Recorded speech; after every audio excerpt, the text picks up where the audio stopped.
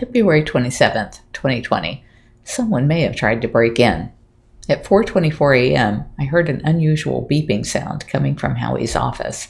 I figured he'd ordered some new gadget that was trying to tell him the battery was low, but Howie got up and went to the alarm controller. By the time he got there, the beeping had gotten louder, and the alarm was saying something about the office door.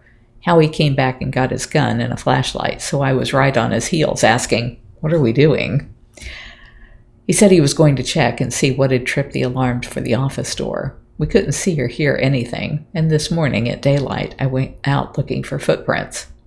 I can only remember one other time that the alarm went off saying there was a breach.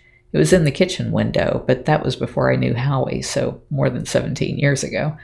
I feel uneasy, but not outright panicked, because after 21 years of service, our alarm control box had failed recently, and just a couple of days ago a new one had been installed.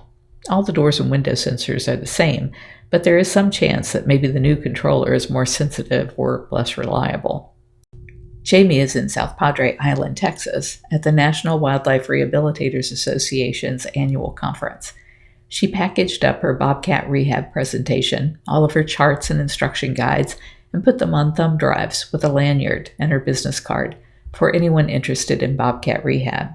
It is such a difficult part of rehab work that hardly anyone does it, and it never seems to make it onto the agenda. So Jamie is making sure people know what to do when confronted with the choice of trying to give a cat a second chance or giving up. I'm so proud of her. Thanks to Isabel Cruz and Paula Dreschler, our bobcatrehab.com site is fully populated and searchable by state for rehabbers who are willing to help bobcats. The Humane Society of the United States asked if Howie and I would do a 45-minute interview during the plenary lunch about our grassroots efforts and, of course, the murder for hire. Howie accepted. That's fine. He will do most of the talking. At the staff meeting yesterday, the subject of parties came up, and I said, "I hate parties here." That led me to thinking about why I do things I hate, and after discussing the financial cost of stopping the parties and weddings with Howie, I removed those options from our offerings. They're always a hassle. They don't generate as much as we'd make just doing regular tours. They are wear and tear on our buildings and septic tanks, and they just make me miserable because they happen right outside my office door. I'm done with things that make me miserable, including conveyor media.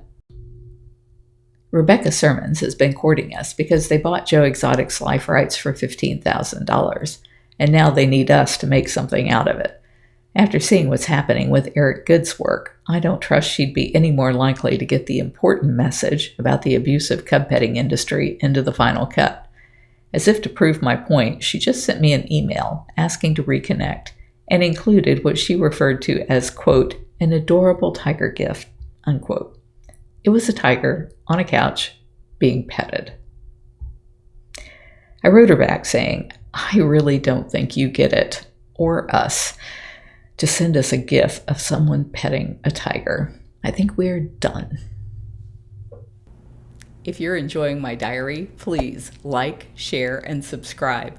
You can find other ways to connect to me over at bigcatrescue.org/Carole.Baskin.